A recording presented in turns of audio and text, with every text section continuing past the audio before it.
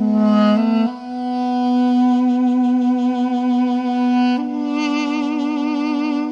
это моя свекровка, Абибулаева Кая Султан. Родилась в 1907 году в деревне Сабанчи.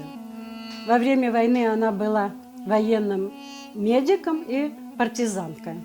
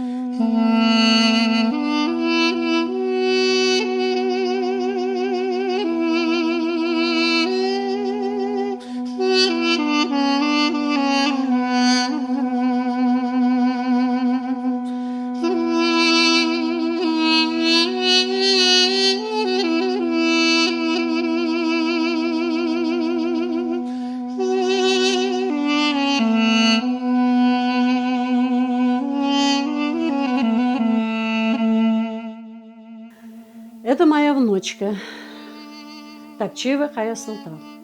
Назвали в честь бабушки. Наша гордость.